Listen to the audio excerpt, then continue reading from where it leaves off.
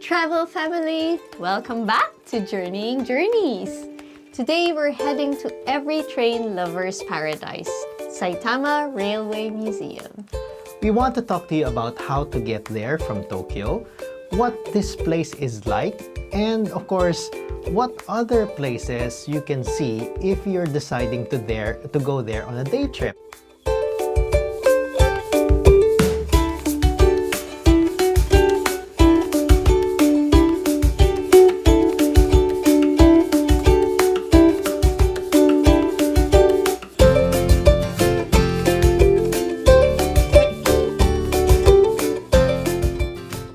Let's start with how to get there.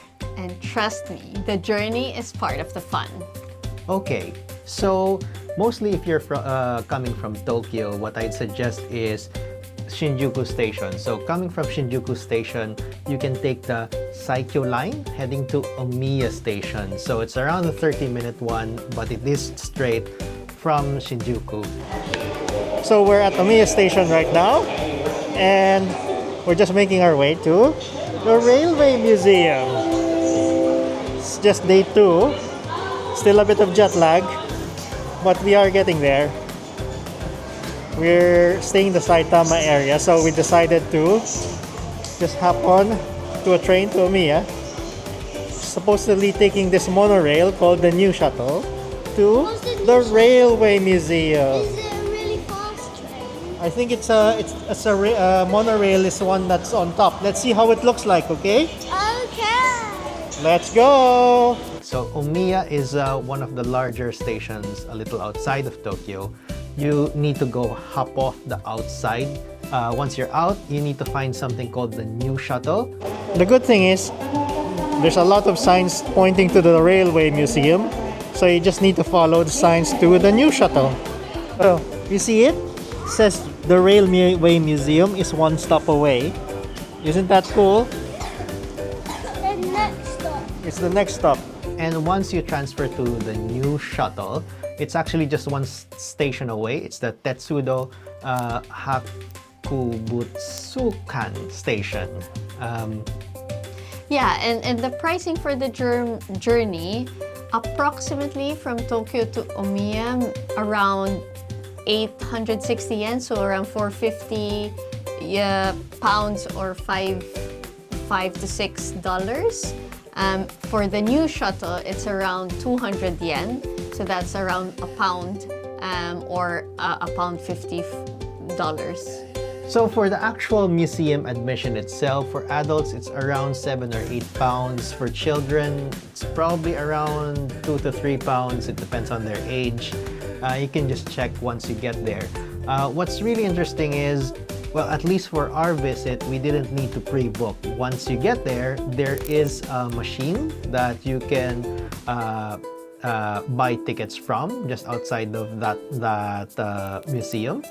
It's also conveniently located just right outside the station, so you just need to go down the stairs and you won't miss it. It's right there. Now let's explore what makes this place so special.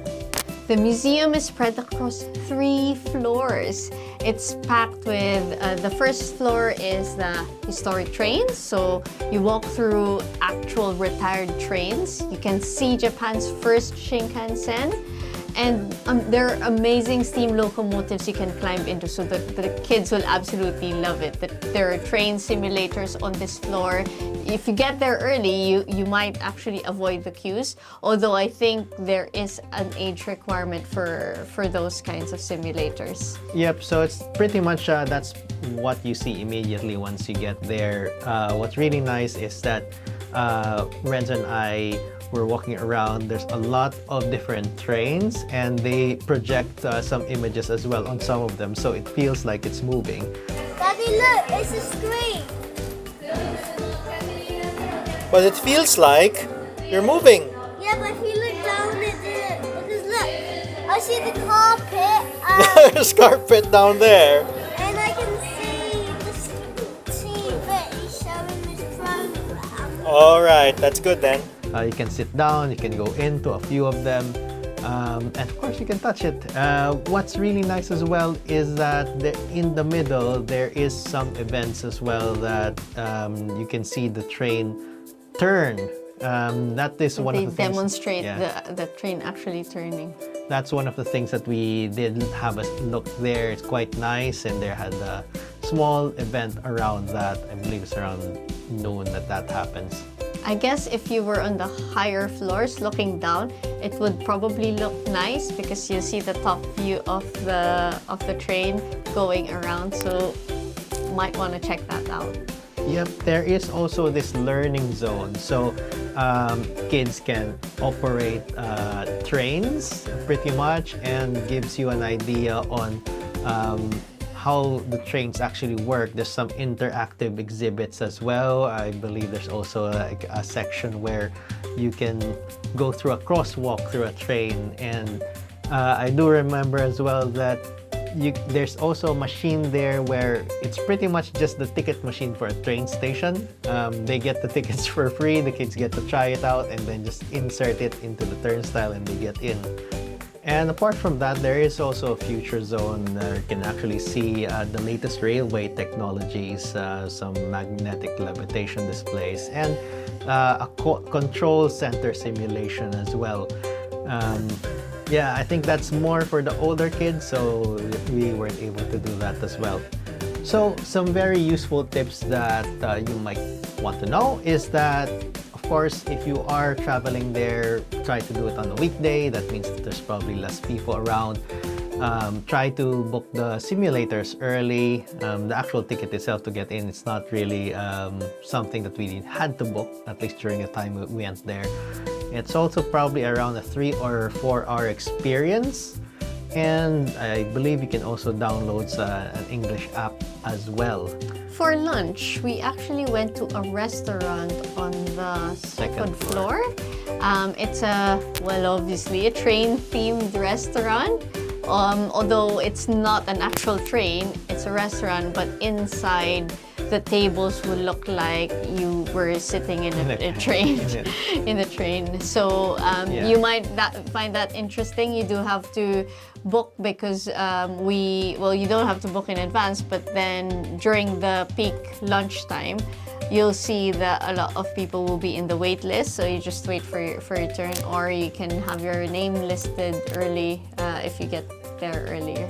Or alternatively, bring a packed lunch if you're coming there in a warmer time of the year, and you can just eat outside.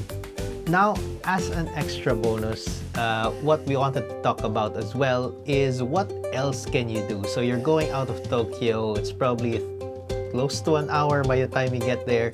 So one other thing that you may want to do after visiting the Railway Museum is having a shop at the Book of Super Bazaar in Omiya. So pretty much what's really nice is if you're already there in the Railway Museum, is you just need to head back to the Tetsuo Hakubutsukan station where you came from, and then go to the next stop. So pretty much you just need to hop back into the same train. Hello everyone. Now we've just come off the Kamonomiya station, and we're trying to find our way to this Book of Super Bazaar. So it's a book of where you get second-hand goods, but it's supposed to be a larger one. It's why it's called Bazaar. So we're just trying to find our way to get there. Should be around an 11-minute walk. Let's see how it looks like. Let's see. Parking is on the upper floors. Second floor is the book of. So you do need to take a lift. The lift. There we go. Here we go. It's the Book of Super Bazaar. So I think you might be seeing this as well in Tokyo. There's a lot of book-offs, but so happens that in this area there's a super book-off, which is pretty much a larger version of that. And what it is, for those of you who aren't familiar with Book Off, it's really a store full of second-hand items. Usually these are premium products. You get all of your Prada bags, your branded items. You have secondhand manga books probably, or Japanese toys. There's also probably a lot of electronics, so there's also video games that are maybe out of circulation already but are nonetheless popular games previously. There are some collectors who really look for these things, but the best thing is that the prices are amazing. So Yeah. I was able to get a really good, nice coat, a branded coat for only £50, and it actually looks pretty new still. So there's lots of amazing things that you can find. Also, apart from that, for the video games, similar to us who has a Nintendo Switch, is that even though it's in Japanese, at least if it's a title that's also sold here in the UK, you can just buy it, and then when you insert it in your English one, it also shows up in English. So that's a good benefit. Do check the prices though, in terms of the pricing. But yes, it is a second-stand store and they have a lot of different things there. So there you have it, folks. We hope this guide helps you plan an amazing railway adventure.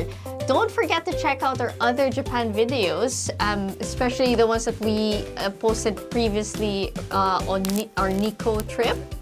And if you enjoyed this video, Hit the subscribe button and notification bell to join in our family travel adventures. and remember, the best family memories are just one journey away. See you in the next video. Bye.